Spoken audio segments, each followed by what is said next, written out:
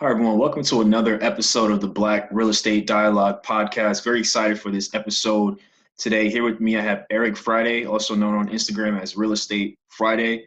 We actually met at a meetup about a month and a half ago before all this Corona stuff happened. So definitely glad to have him. Appreciate you coming on, man. Yeah, no, like I say, I definitely appreciate the opportunity. I definitely love what you're doing. Your vibe, your energy is definitely aligned with what I'm doing. So trust me, I'm honored to be here. For sure, for sure. So first, could you give us we'll get more into it later in the interview. Could you give us just a brief overview of what you do in the real estate game? So currently I'm multifaceted. Majority of what I do is wholesale, but I buy and flip, and then I'm a landlord. I buy and hold as well. So currently those are the three facets that I'm currently involved in, looking to obviously expand. But right now those are the three that I'm focused on: wholesaling, buying and flipping, and then buying and hold. For sure, for sure. So we like to start off asking guests about their background. So we just love to learn more from you, what your childhood was like, and also what you saw, or maybe what you didn't see that shaped your view of building wealth. Okay. So I honestly didn't. So I grew up in the city of Detroit, Plymouth and Evergreen area. Grew up there. Went to school, Henry Ford High School, which is a little bit north of where I grew up, but it's still in the city. So I had a pretty typical upbringing in the city of Detroit that most people would have. Um, wasn't too crazy, but it's growing up in the hood, obviously. So you see certain things, you get exposed to certain things, you're involved in certain things just because of the circumstances within the city itself. So I grew up, went to high school, was taught, if you want to I've always, like I say, growing up in the city, especially in Detroit, it's a very flashy city. So you grow up, you want money, you want, the things that your peers have, but the older generation has. So you want to find a way to get some money, and you do that through different avenues. For me, um, I was always like in school, they, get a job, or once you get out of high school, go to college, get a good job, and then you can make some money. So that was always the route that I was looking to pursue, looking for jobs. And the minute I got a job, I was looking at ways to get more money in that job. So I started off, like I say, went to college. I lasted a year in college, got kicked out. Then I finally did get a job at Walgreens, started off at Walgreens service clerk, and then just progressed through the company, and then eventually became a manager in the company. Like I say, in the pursuit of money. Within working in Walgreens, there was a position that offered more money, but it required a skill with that that you needed a degree for. So with that, I went to ITT Tech to get this degree so that I could have this skill on my resume to get a better paying job. Did that, got a job. Wasn't the job that I initially was anticipating, but it was a good paying job. Fresh out of college, I was making like $25 an hour. At that time, I was like 21, making like $50,000 a year, which was, for me, pretty good. 21, making $50,000 a year. That job then took me to, it was an engineering job, and it took me from Michigan to Indiana. And I was basically traveling.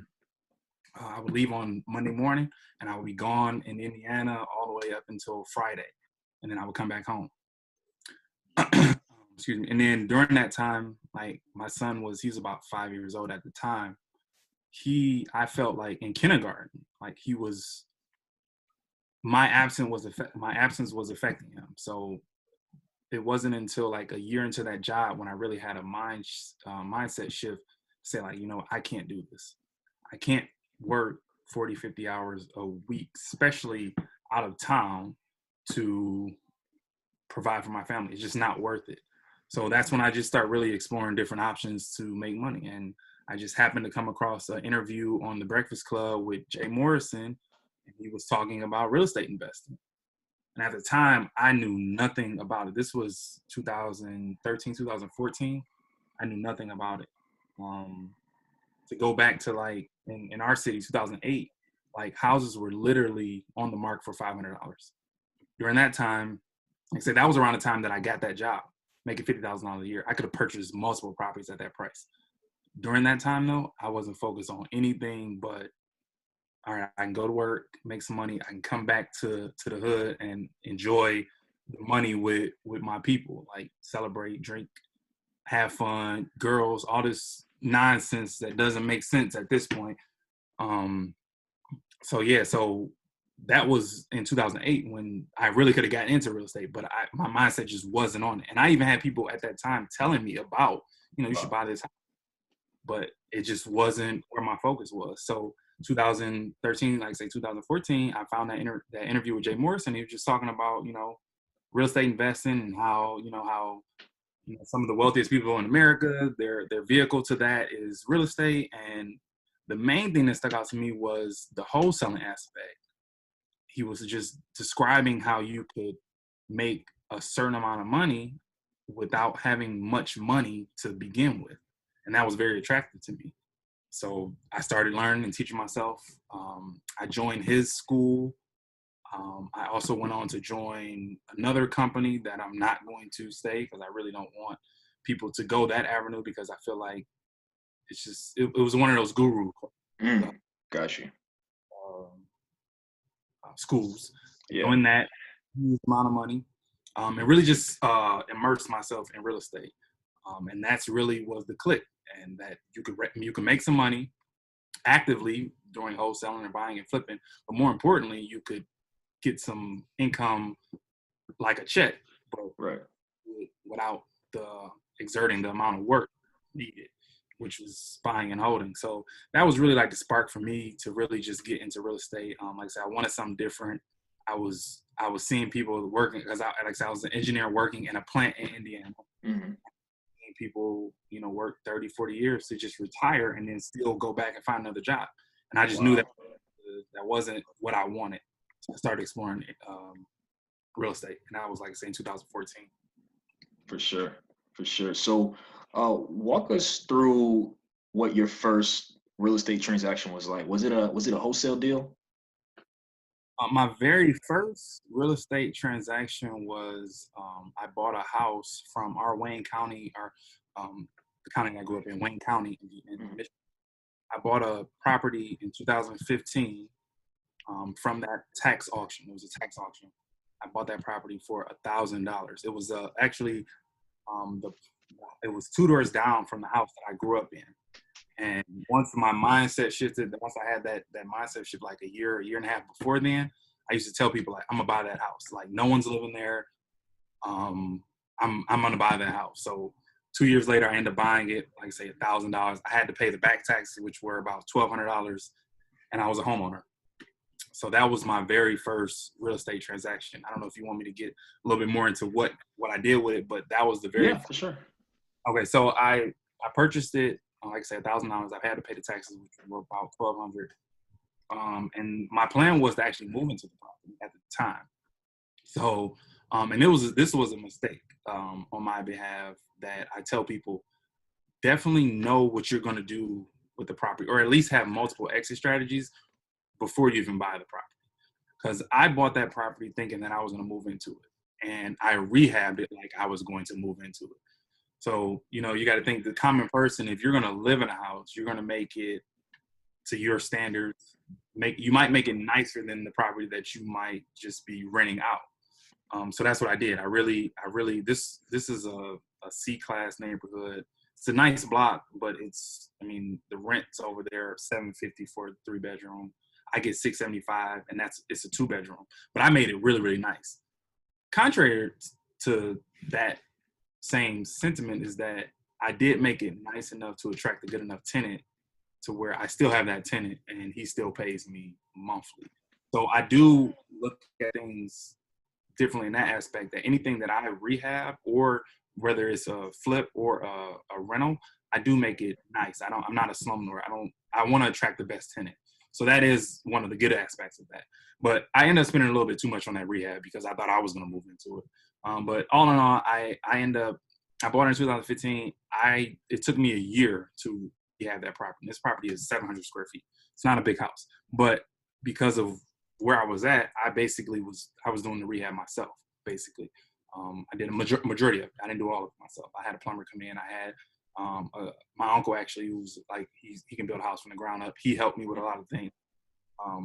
But finally, like I said, 2016 was when I finally got it done, and I rented it out October 2016, and it's still rented to this day.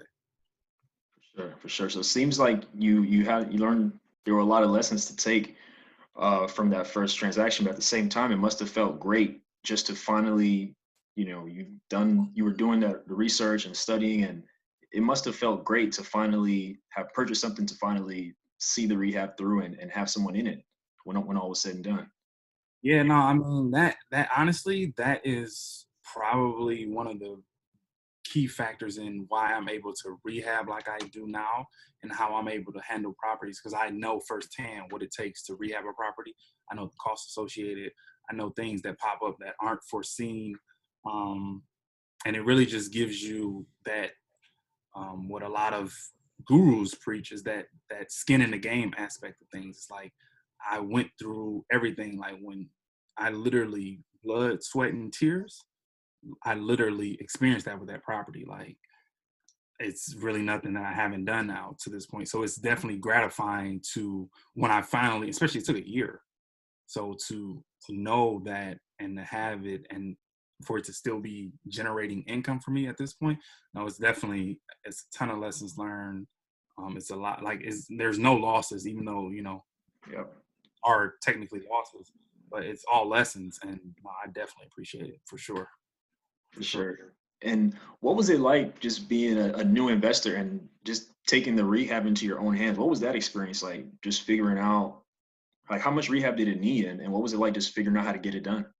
So it wasn't the property itself wasn't too bad. Like Mm. the owner had took a certain care for the property, but it had been vacant for like 4 years before I bought it. Luckily, like I say, it was 2 doors down from the house that I grew up in. So I knew the neighborhood. I had already seen the house prior to buying it. So I kind of knew what it needed. But I mean, I had to redo, basically, I touched everything in the house. The kitchen, I demoed the bathroom. There was paneling all on the walls. I poured all that off, which in turn caused me more rehab costs because like I say, the owner, he took so much care of it. I don't know what type of adhesive he used to put those paneling up, but when I pulled it off, the sheetrock came down. So that it was a ton of patchwork that was needed after I pulled that paneling down. So that cost me more money.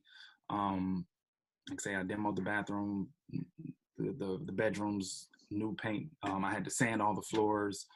The basement, I had to redo everything. Had to redo the electrical, plumbing. Had to paint the basement. New furnace, new hot water tank. The garage was, it needed a lot of maintenance from not being taken care of for that long of being vacant. There were, when I bought it, in the backyard, it was like a jungle, like literally. I had to get like like two dumpsters to just for outside waste. So it was a nice size rehab. It could have, if I had a team, I would have been able to do it a lot sooner. Luckily, I did have, like say, I was able to do some of it. I had friends that were helping me rehab, and then I had my uncle.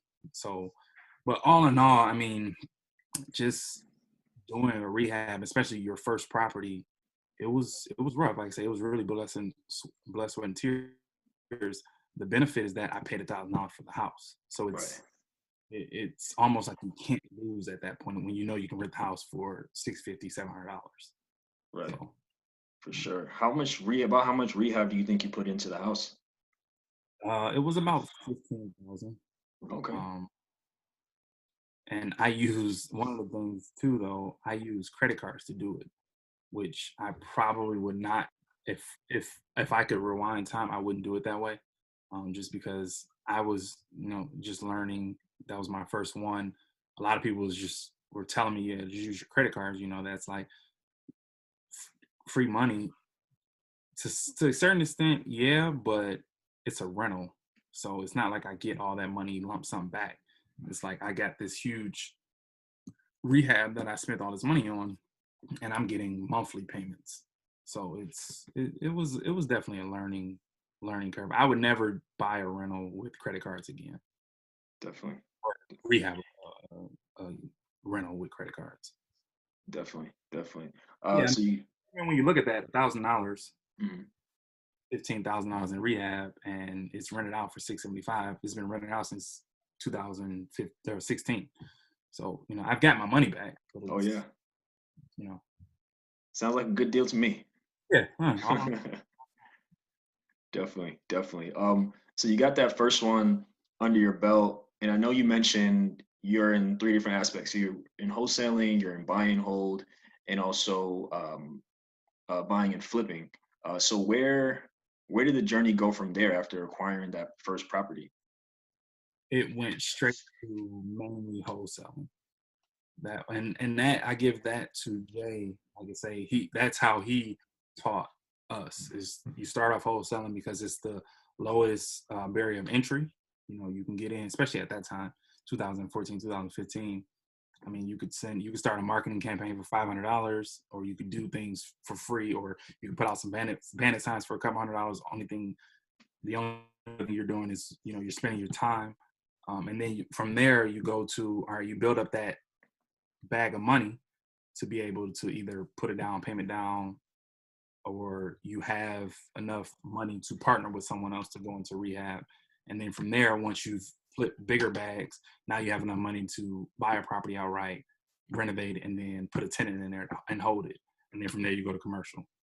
So that was the way he taught. And honestly, that's literally the way I pursued things. So wholesaling was the next aspect for me. For sure. And so for you starting off in wholesaling, what was it like just to, figure out how to do it in your market, figure out how to find buyers and everything? What was that experience like for you? So it was rough initially because, like I say, I started off with Jay, and Jay at the time he was a national brand like he is now. Um, and then I joined another school or gurus systems, and they were national. And they were all basically preaching the same thing to the process of doing it, but none of it was specific to what I was experiencing in Detroit.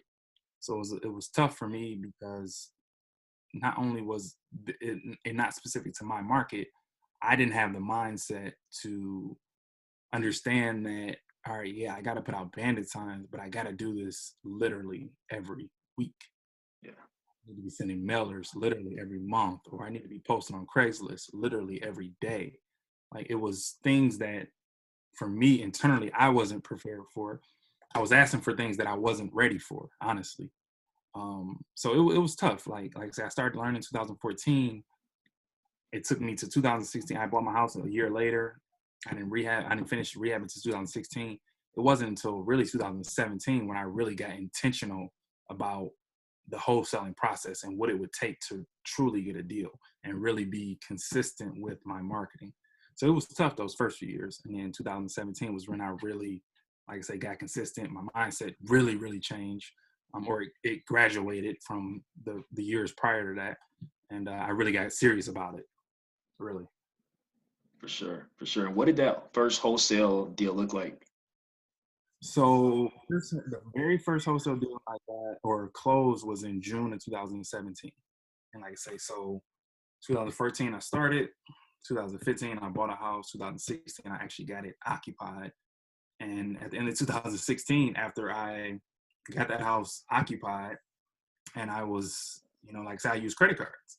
So, and not only that, prior to that, like I say, I joined another company, and I took out a loan to do that.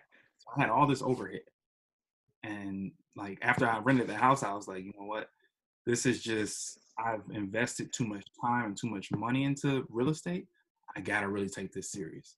So to I remember vividly, like to December 2016, I just made it an intentional.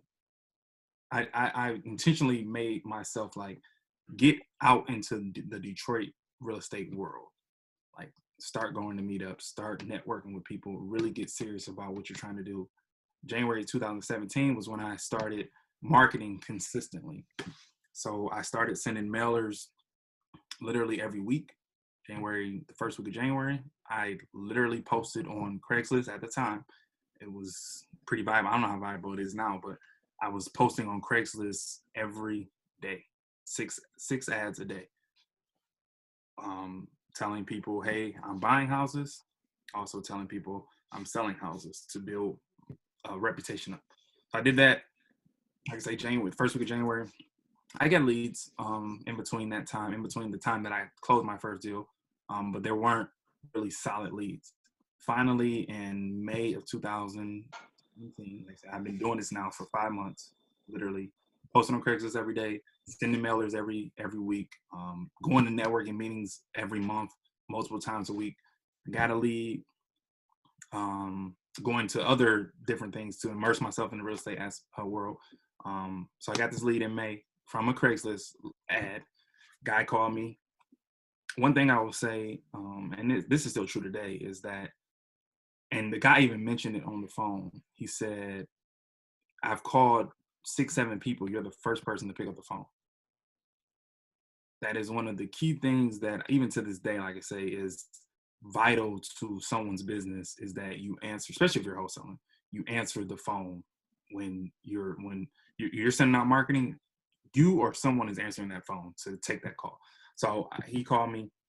He said he wanted to sell his property. We're talking, we're having a good conversation. You know, I'm pulling up different data while I'm talking to him.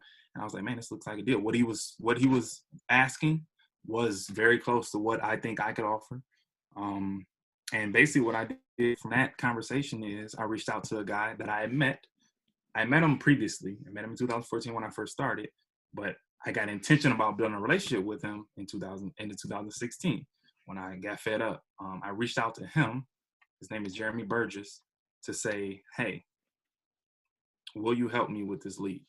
I just want you to really show me the process. I'll give you half of whatever I made. And basically, he was like, it was basically like, how can you say no to that? I had been working with him, you know, doing different things. And he looked it up. I told him I had an appointment set up, and he said, all right, I'll be there. He came out. Basically, he walked around, talked to the seller, and we ended up writing the guy an offer. The guy accepted it. And then he knew a buyer in that area. He reached out to the buyer. The buyer came out a few days later. We signed the assignment with him, and we closed like maybe 3 weeks later. Wow. And how did that feel to get that first wholesale deal under your belt after hustling for like 5 months to get leads and build things up? Man, that was like, I honestly don't even know how to describe that feeling. Like when you, like say, I had been doing it consistently for 5 months, but I had started 3 years earlier and just had been dipping and dabbling. You know, I sent a mailer, stop. I put a bandit sign out, stop. I post on Craigslist, stop. But like to get that, so, and just the full transparency, we got that under contract. I don't know the exact price, but I know what I made. But I think it was 40,000. It was 40,000 actually. We got it for 40,000, signed with the seller 40,000, and we assigned it to the buyer for six grand. So we total was 46. So when we closed and I made 3 grand and I gave him his 3 grand, like I promised, I said I would give him half of whatever I made. To get that $3,000 in, because obviously, like I say, I had built up all that, the 5 months, the years before that to do it. But literally from the time that we signed the contract to closing, it was like 23 days. So to make 3 grand in that amount of time, I was like, okay, no, this is real. Like, it's not just what people, like, it's not just what people have been telling me. You know, they've told me they made 20,000, 80,000, you know, on wholesale contracts, which is probably true. But now I know for sure you can literally do this. So that was just like eye-opener for me. And like Jeremy told me, the first one is your hardest one.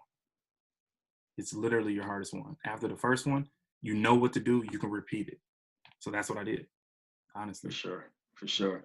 That's so cool, man. I think what I'm picking up here is you fell a lot of times during the beginning of each different venture, but what I'm picking up is that you just figure out a way to move on and to learn from it and just continue to get better. And so you mentioned you had all this overhead, you had all this debt, credit card debt and loans for the course you did. And it would have been very easy for you at that time to say, you know what, I don't think this real estate stuff is for me. I think I'm gonna just go back to whatever I was doing. But you decided to keep going, and then on the other side of that, a little while after that, you were able to close that first wholesale deal. So I think it's just a testament to you just sticking it through and just believing that it can be done. Yeah, no, for sure. Honestly, and that's just with anything in life. Like, if you really want it, you gotta stay consistent. You gotta be persistent. You gotta realize that it's not gonna be all highs. You gotta be able to deal with the highs just as well as you deal with the lows, and just realize that, like, people talk about your why or whatever reason why, the reason for you doing things is like, I'm gonna stick this out and just see what happens. Like, the worst case scenario is that I don't get anything from it, and that's the same thing as me not doing anything. So it's really not a loss at that point. Like, if I don't get anything for doing all this work, the most you've expended is some time and money, but at least you try. And that's just my mentality at this point. It's like, I'm perfectly fine with knowing that I don't have to regret not, because had I just sat there in 2014, 2015, 2016 and just not did anything, I'd be miserable right now. I'm perfectly fine with how how things have progressed and how I've made mistakes, and I'm fine with that. Definitely, definitely. So where did wholesaling go from there, and what's it been like for you as a late? So it definitely progressed. So each year it has progressed for me. Like I say, like he told me the first deal would be the hardest one. I literally got my next deal a few weeks after I closed that deal. Wow. And it wasn't like something I did. I didn't do anything different. It was literally a person that I was sending letters to that whole time. They responded to me finally. And then probably like within that same month, another person from a letter responded to me. So that set me up to where I hadn't closed anything, but I had stuff in my pipeline, which is very important as a real estate investor, to keep leads and contracts and offers in your pipeline, so that you always have, because most of the stuff that we're doing is 30 days out. It could be 45 days, it could be 60, it could be 90, it could be a year from now. But the important thing is that you're putting in the necessary work to constantly keep your phone ringing, so that you can constantly talk to people, so that you can constantly go on appointments, so that you can constantly make offers, so that you can constantly get contracts, so that you can constantly be closing. And that's the most important thing. You got to always be closing. So for me, yeah, it went from that deal, and then I got another one, then another one. I only closed, well, I'm not gonna say only, I closed 6 deals that year. That was Wow. my first real successful year of doing business. I closed 6, and then from there it went up. I closed 20 deals and then 40 deals, and now I'm on pace to close even more deals than that. And then in the Wow. midst of it, I got buy and holds. I got buying properties that I flipped. So it was like, people, as cliche, is like, it was like a snowball. But it Right. took that first week of January 2017 for me to really get intentional with my marketing and networking and all that, to be able to start that snowball, really. For sure. For sure. And so when you get leads, are you evaluating whether you want to buy and hold, fix and flip, or wholesale? Is that kind of what your process is like? Yeah, yeah. Honestly, and I know wholesalers get a bad rep, and a lot of times for good reason, because it is such a low barrier of entry, and everyone is preaching it now that you could do it. So wholesalers get a bad rep. But for me, I feel like it's the perfect position to be in, because I know that I'm not just a wholesaler. Hmm. I'm just the person that's taking that call, and if it's something that doesn't fit my criteria, then I'm a wholesaler. Right. I'm the first person through the door. So it gives me an opportunity to decide on what I want to do. So now I can, instead of, because a lot of buyers depend on someone else to bring them deals, whether it's another wholesaler or maybe it's someone on their team, maybe it's an agent. They depend on that person to bring them deals. and they usually have to pay a fee or pay some commission to purchase. For me, if I'm taking the lead, I'm first dibs. So I get it at the price that I initially agreed to with the seller, which is usually the best price. So then I can decide if I want to buy and flip, if I want to buy and hold. For me, it's a no-brainer. Like, but I also have the time and the energy to be a wholesaler. Like, it takes a lot of work. It takes a lot of time. It's not a get-rich scheme. You really got to be born or really have it set in your mind that this is going to be a grind. And I'm all about that. I'm all about a grind. So for me, it's just the perfect position to be in. And I know, like, I don't necessarily care what they say about wholesalers. I know the benefit. And I know buyers, true buyers, Right. that really appreciate valuable wholesalers. So to me, it's just the perfect position to be in. For Honestly. sure. For sure. And about how many wholesale deals do you think you've closed to date? So right now I did that first year I did like 2 in 2018. I closed about 40 last year. So Wow. we're at about 60, 60 70, something. 70. 60, 70. Wow. Wow. That's incredible, man. That's incredible. And it's just so crazy because you could have, if you made a different decision at that time and just threw in the towel, you would have never known that all of this would be on the other side of it, you know? Nope. And it's not even about the money aspect. Like, obviously we need money to live, Hmm. but the money can go as fast as you get it.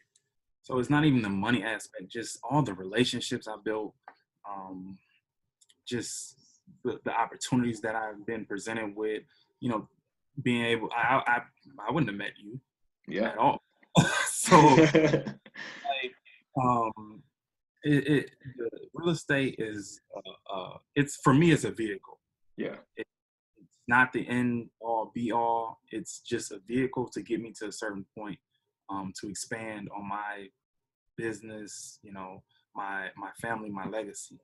And had I just stopped in 2014 or 15 or 16 when things weren't the best, I don't know how I would be able to. I would probably just still be at a job, which nothing is wrong with a job, but I knew for me it wasn't where I wanted to be.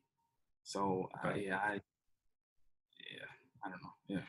For sure. For sure. So fix and flips. A lot of people have interest in flipping homes and kind of knowing what that's about. So could you talk through your first fix and flip and what that whole process was like? Yeah. So my first actual fix and flip, it came via a wholesale lead. And the crazy thing about it was the same day that I got this lead, I had went on another appointment. And it was, man, I was really, really excited about this appointment. It was in a suburb of Detroit, Livonia, which, like I say, is a suburb of Detroit. And like, for people that are familiar with that area, it's just like, man, it's a prominent area. The value is out the roof. The house itself didn't need work. What he was asking wasn't crazy. I honestly thought that was going to be my first flip. And I went on the appointment, and I'm walking. I had a conversation with the guy, with the husband, and I'm talking to him. We're walking outside. We're taking our pictures, and then we come in, and things just switch. Like, his wife is sitting there, and he's sitting there. He's like, I don't want you in my house. Just out of nowhere, I don't want you in my house.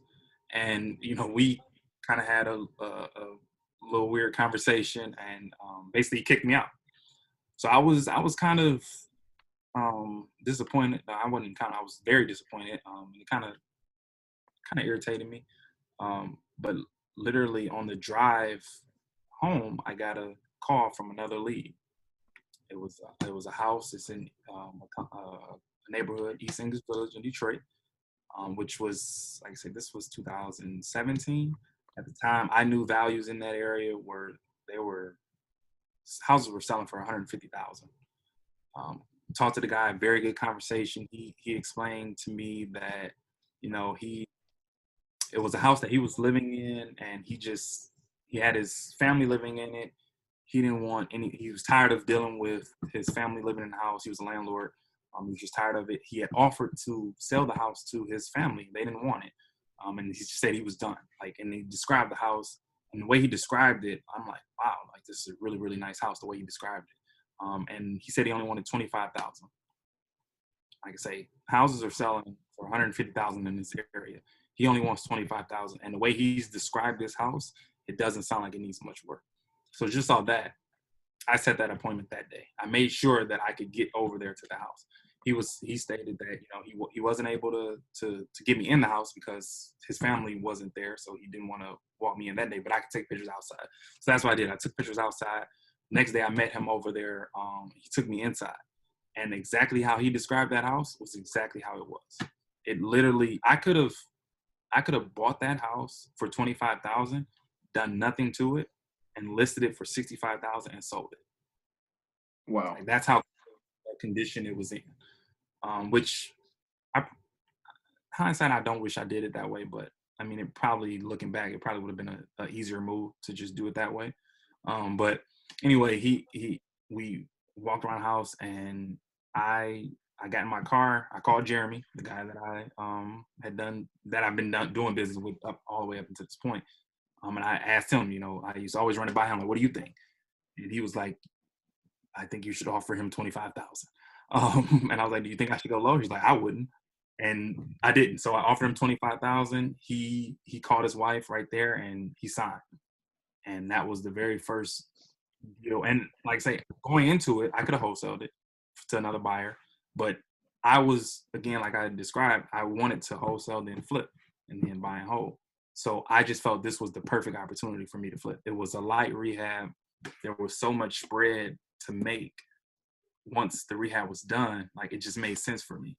So in my mind, that's what I was already thinking. So yeah, signed it for 25, and that was it. Bought it for 25, rehabbed it. We ended up I ended up going over what I had originally thought. I originally thought I would put about 25 into it. I put 40 into the house, but I completely renovated it, and we ended up selling that for 123. Wow. So you were all in about 65, and oh wow. Oh, that's a pretty good spread. I still have that check. I would have it too. To where I know, like, when people talk about like those big checks, like that was the one that changed everything. Yeah. Wow, that's crazy. So your first flip must have felt very good in that experience. Did your experience up to that point with rehab, and do you think it helped you in the process of fixing that home up? For sure. So like I say, the one that I had bought, I definitely had a feel for, the rehab, what would need to be done. Also, um, what I like to point out to people is that, again, with the wholesaling aspect, I was getting in these houses. I was wholesaling them to end buyers. I knew what they were doing to the properties. I knew how much they were spending on the property. I knew if they came back to me, like when I was trying to wholesale, they would say, well, this is going to need this, that, and the third. So I already had a feel, and I'm taking all this knowledge in because I know eventually I'm going to want to buy and flip. So I want to know what their plan is. So yeah, it definitely helped me to have done some type of rehab to wholesale to flippers because I knew what they were doing. I knew the type of finishes they were putting in properties, and I knew the price points they were getting for their sales. Not only that, I was researching markets prior, but I think most importantly, like just being the wholesaler, I knew how to come up with a rehab estimate.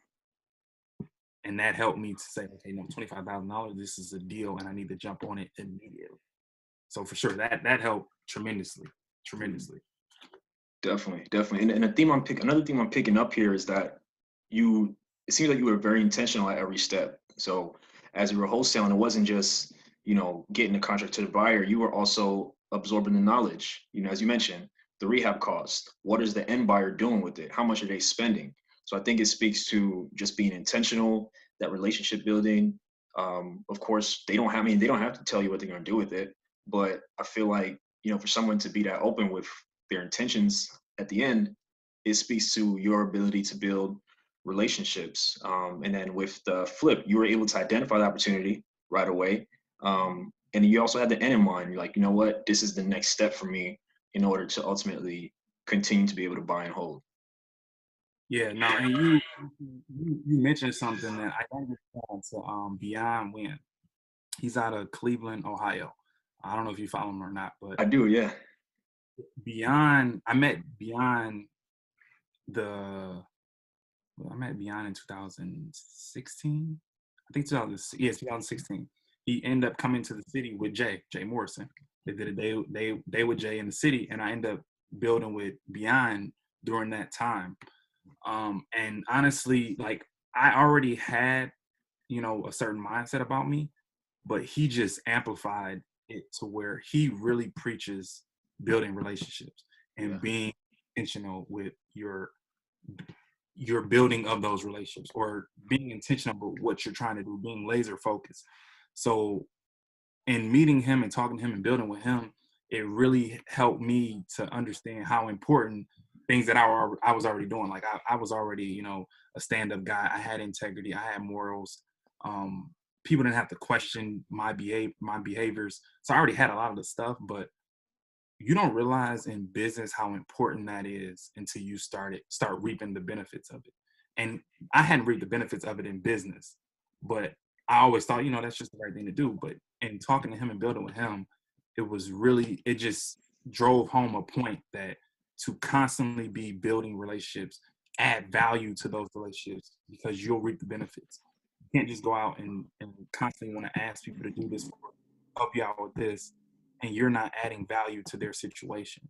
And that is really, honestly, to this day, I preach it to this day. It's like my main source of marketing is building relationships. Right. Like that's how I got the flip. But that, like you say, it buyers will take out their time to walk through what they're doing. They'll show you. They'll move the curtain back to show you exactly the ins and outs of what you're doing. And they're not going to just do that just for someone that they know is just going to use them and then take off. Like I say, when I did with Jeremy, when I offered him that hat, it's like, that's building a relationship. That's adding value. All I need is for you to assist me and answer the phone when I call, and you can make half of what I make. That is vital to, I stand on building those relationships, being intentional so that you can reap the benefits, not only for yourself, but also the person that you're building a relationship with. Add value, really. For sure. And something else that came to mind is it also speaks to the fact that you have an abundance mindset, because in the beginning, that first wholesale deal, you was like, all right, I know someone who can help me out with this. I have a lead.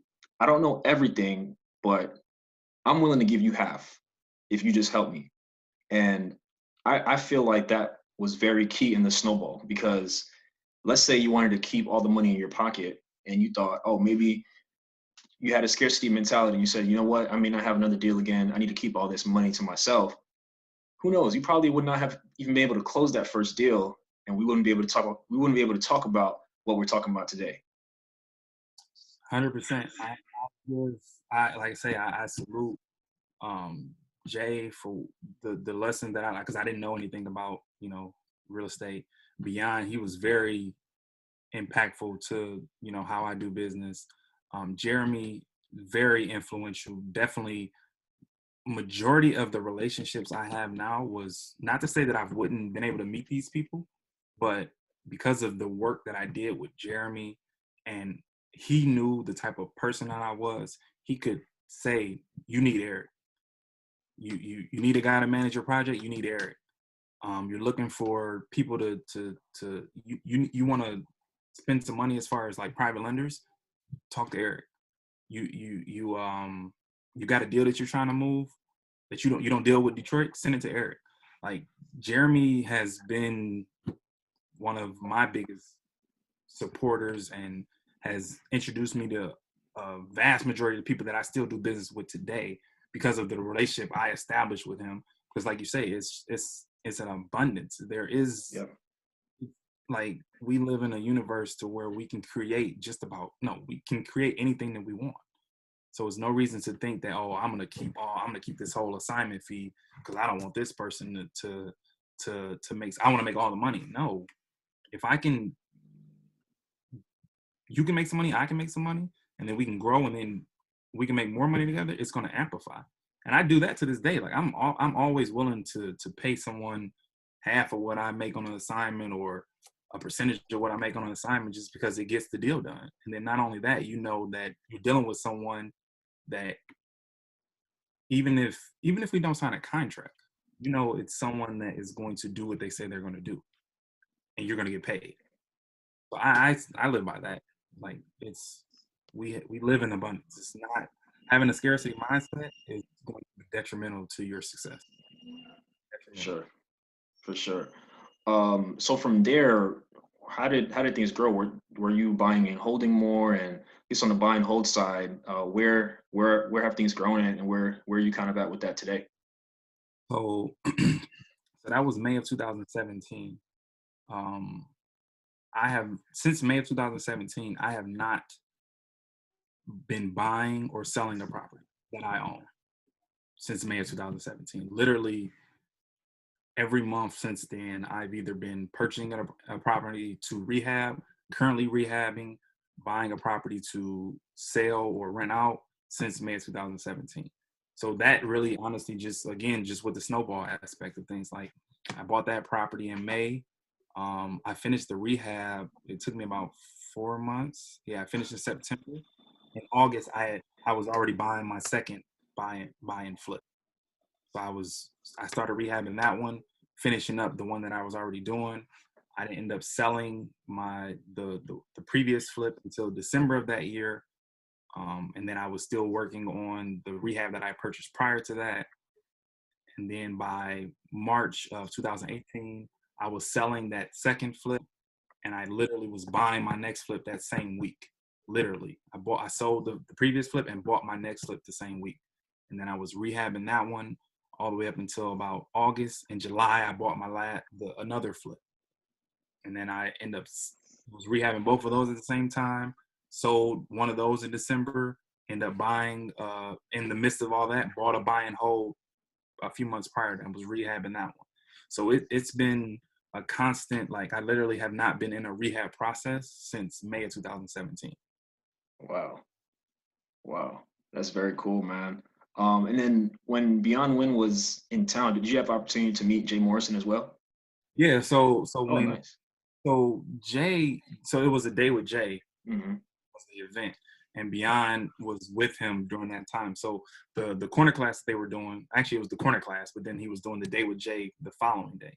So the corner class, they both came. Jay spoke at the corner class. Beyond spoke, and I had talked to Beyond that day too, and he posted on his page back then, like he during our conversation he felt like it was something about me that he was going to stay in touch with me. He ended up like posting that a few months later. So we talked, but then the next day was the actual day with Jay. So it was a more personalized, like we met up with Jay and Beyond. We had breakfast. We went out and walked through a few properties. And then also we went to a class where they taught us more. So I had talked to Beyond that day, but then the next day I was already building with him. And then after that, ever since we've been staying in contact.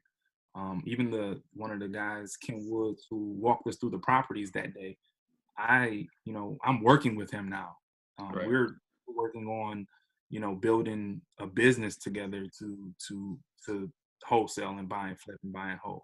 So it's just like I say, constant, you know, nurturing of relationships and planting seeds and, just like I said, being intentional, working on, you know, mental aspects of life. And it's just now starting to kind of flourish the way I expected it in. Because I told my homeboy that I went to the day with the corner class with. I had told him that day, I was like, because during that time I was trying to meet up with Jay, and this was the year after the day with Jay class. That second year I was trying to meet up with him just to chop it up with him. And like if anyone comes to your city, everybody is flocking towards them. And just me kind of being the person that I am, I'm like, I'm not gonna force myself just to say what up and then that be the end of it. I said, next time he comes to the city, I'm gonna make him, he's gonna have a reason to come talk to me. And that next year he came and did the video with me in one of my rehabs that I was doing. Wow.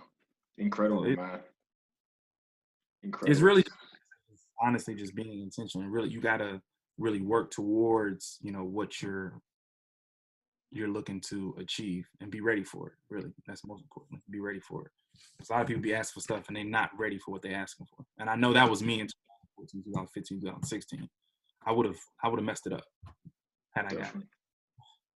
Definitely. Definitely. So Detroit, a lot of people are interested in investing in Detroit. There's a lot of buzz about Detroit, all over the country, really, about what's happening there, the investment opportunities there. And I remember when we met, you had a whole list of events that you went to that particular week just to talk to people about investing in Detroit. So could you talk about the Detroit market as it is, and I guess what you've seen over the years, and where you think it's going? Well, we're gonna a lot of this will be pre-corona, because corona has changed things. But really, like I say, when I was out there, it was more so just I knew there was a need because of a lot of investors or millennials are wanting to get into real estate because it's like it's a popular term. And especially if you're out west, you know, price points are ridiculous compared to the Midwest. And your cash on cash return or your ROI is through the roof compared to what you can get in California. So that's why that is what makes Detroit a very popular place to want to invest some money, because you can buy a house for, you know, 20 grand, put 15 into it and rent it out for 950. So it's very attractive to a lot of investors. So I understood that. I mean, I wholesale. I've sold to out of state investors. A lot of what I was finding out was a lot of investors are getting burned because they think because they're only buying a house for 20 grand, it's a deal. And that's not always the case, because in Detroit, we look at things basically on a block by block basis. Like you could literally change the numbers or the scenery by walking around the corner or walking down the street. So it makes a difference where you buy. And the only way to know that is if you're here or if you have someone here that you really trust and that's giving you complete honesty and transparent. They're not just looking at things from a dollar standpoint. They don't want you to just buy this house because they know they'll get a fee or they'll get paid for selling you a house. So I noticed that. And then just in talking with, like I met Jackie Sims over Jacqueline Sims over and her and I had just been talking about this, and just she's out there obviously with you guys, so she understands, you know, where people's mindsets are. And it was just like, it just made sense it was already on my agenda to get out there and meet people and build relationships. But when she came into the fold, she just brought it all to life to say, hey, we can do this, we can do that. So basically, like I say, the value in Detroit is that you can get a lot of cash flow for a lot less money than you would in other parts of the country. And that's still the same even with the virus. It's just obviously people are uncertain. They don't really know what's going on, but people are still buying. They're still buying, especially now with how banks are and what they're doing with the financing changes. You know, it's almost benefiting landlords to a certain extent, because they're kind of knocking out a lot of people that might have been wanting to buy a house. They're no longer able to, because you got to have a certain credit score, you got to have a certain amount down.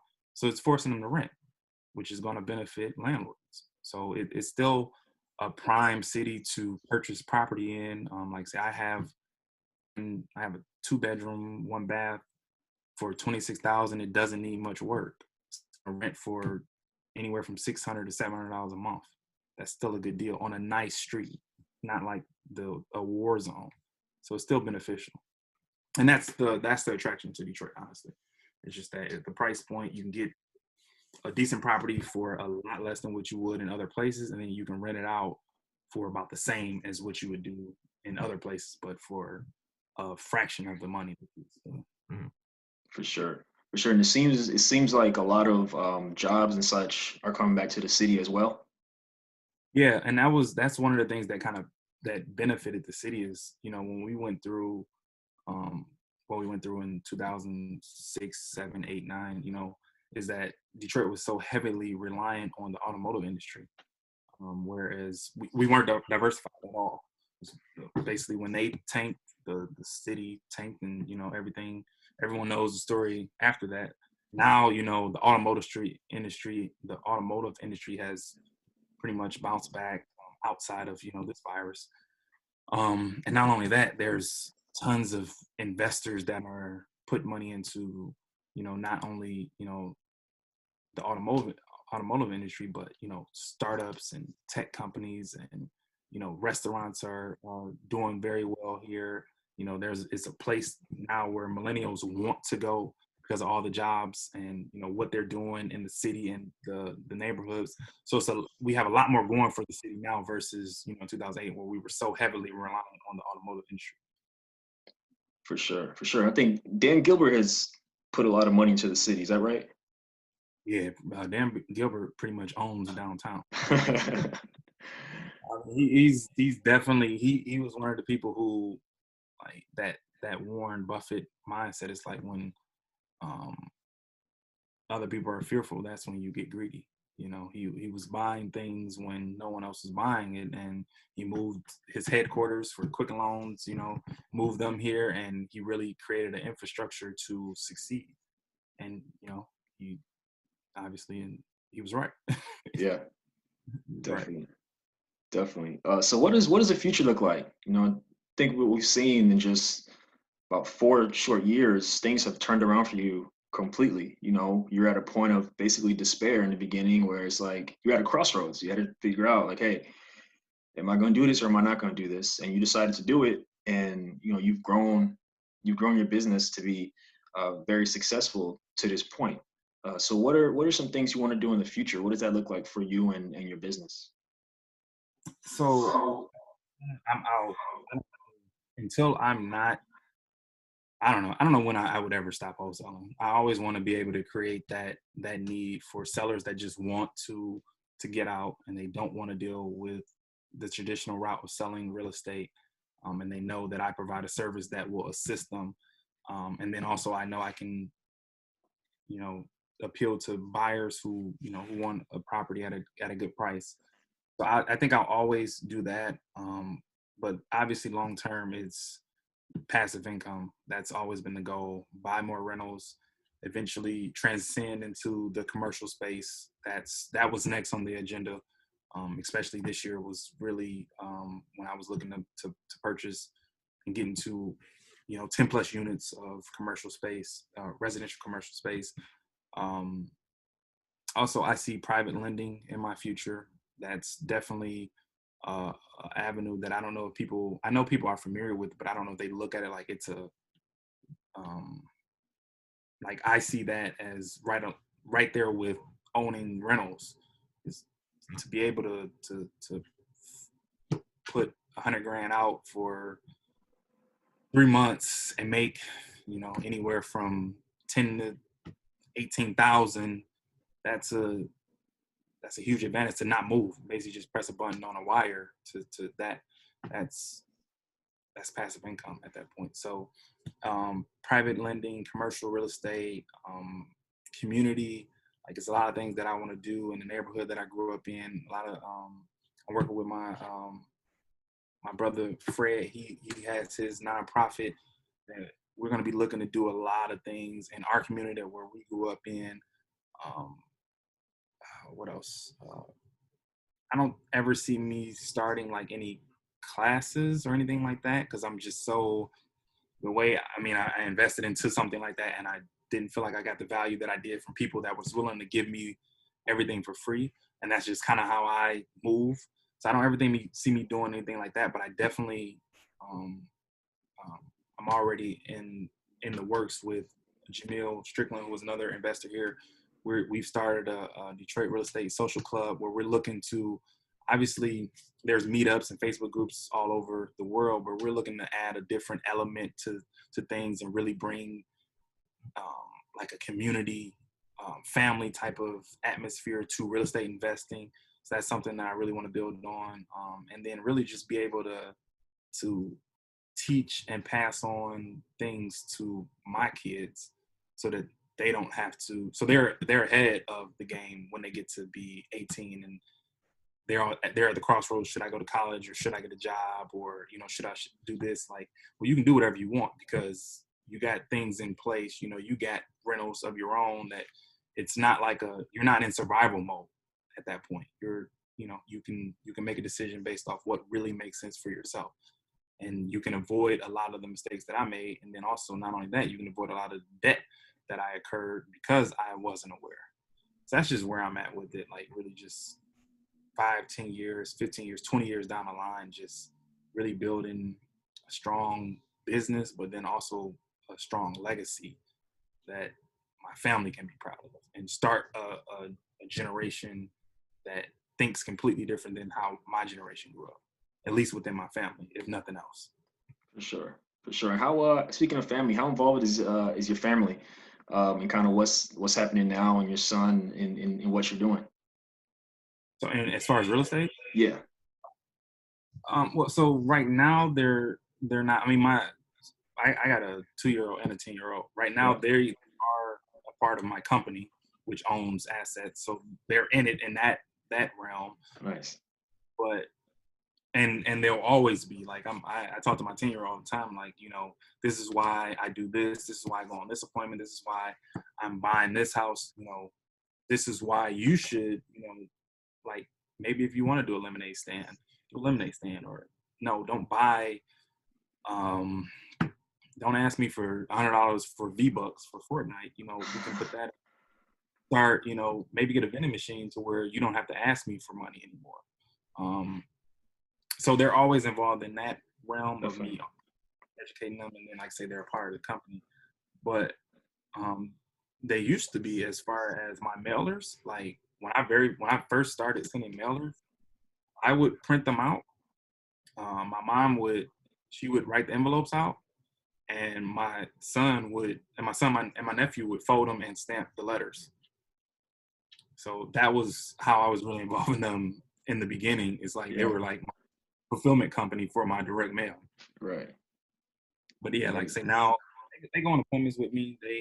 They know what I do, and I'm just slowly trying to just feed little, because I don't want to, because real estate might not be where they want to go. Mm-hmm. I definitely want them to at least say that I know what this is. I know what an ROI is. I know what cash on cash is. I know why my dad does what he does, because it gives you options.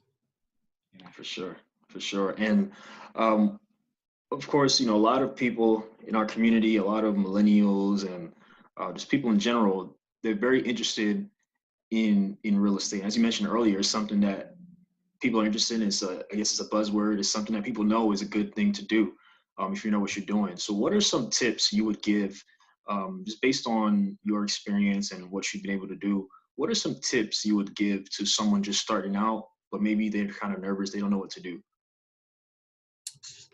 Well, definitely the first thing I would say is educate yourself, and figure out exactly what it is you want to do. Because, I mean, people talk about stocks, they talk about day trading, they talk about, a lot of t-shirts. It's a lot of, ways to make money. And obviously our generation is looking for ways to make money. I would just say educate yourself. Figure out if it's something that you really, really want to do, and can you do it if you don't make money for 6 months? Is it something that you're willing to just stick with for 6 months without making money? If you're not willing to do it for 6 months and not make any money, then it's probably not, you're not going to be passionate enough about it to see any success in it. So figure out exactly what you want to do. And if it is something you want to do, then honestly, just immerse yourself in it like you would do anything else that you're looking to be successful in. People I don't know if I'm just different. Like, I remember when I was working at Walgreens, I used to dream about unloading the truck, like not purposely, but because I was just so immersed into that world. I used to dream about unloading totes and ringing up customers. And now it's real estate. So if you don't feel like you can fully immerse yourself 100% in something, don't do it. And if you look at all the greats where in real estate and investing and podcasting and YouTubers and basketball players, football players, I guarantee you the top will, if you look at them, they'll have a few common traits, but I guarantee you they've immersed themselves into whatever it is that they're doing. They eat, sleep, breathe, whatever it is they're doing. So if you're not willing to commit 100% to it, then you probably should just find something else to do. If you are interested, then just commit to it 100%. And that just involves, like I say, immersing yourself in it, educating yourself, getting out into the world and telling people what you're doing, networking with people, and then apply the stuff that you've learned daily, not weekly, not monthly, daily. You should be doing something in that, or in this case, in real estate, to set yourself up for the future. It's really, like a lot of people say, there really is no secret. Like, you just really got to immerse yourself, commit, and just start doing it. Don't get too caught up in reading books or being online or listening to podcasts or checking Bigger Pockets. Like, all those platforms are good, and I still get valuable information from it. But I also take what I'm learning and go out into the world and apply it and actually meet people. Absolutely. Take people who are online and meet them in person. People that you meet in person, put them in some online database that you can track them. For sure, for sure. Wow, so man, this was a really, really good interview. Really good interview, and it's just a testament to not giving up, to just continuing to learn and have a growth mindset, have an abundance mindset. And I know our listeners will get a lot of value out of it. And there might be some people who are going through a rough patch in their real estate career, in their chosen area of focus. But I believe this interview can be a great example of just not giving up. And, you can always reinvent yourself. You can always build upon what you've done. And your life could change in 1 year. And so I definitely know our listeners will get value from this. So how can our listeners reach you? How can they learn more about your business? If they want to follow you, if they want to invest in Detroit, if they want to just learn more, what would be the best options? I would say follow me on Instagram Friday. I pretty much I try to respond to all DMs. I'm also on Facebook, Eric Friday. Just reach out to me. I'm, like I say, I do have a booking booking in my bio for people that want to get on like a 30-minute call, and it's like $30. But I probably answer more DMs than I do take calls from people. I don't force people to say, okay, no, I'm not answering, go to my bio and book a call with me. So if you, like I say, if you want to just connect with me, build with me, reach out on Instagram, say, hey, I saw you on the podcast, just wanted to run some things by you. I'm perfectly fine with, helping in any way I can, providing any insight as much as I can. So yeah, Real Estate Friday on Instagram, Eric Friday on Facebook. And then if we build from there, we can get on the phone, email. Like, if you want to get on my buyers list, just email me at eric@detpropertysolutions.com. I can add you to my buyers list. Really, once you connect with me on social media, you can pretty much get in contact with me. Sure. Appreciate you, man. Thank you again for coming on, and thank you everyone for listening. You can find us on Instagram at Black Real Estate Dialogue and on Twitter at Bread Podcast, at BRED Podcast. Look forward to talking to you all soon. And Eric, thank you again, man. Oh man, I appreciate it. I'm glad we finally got this done. I know, for sure.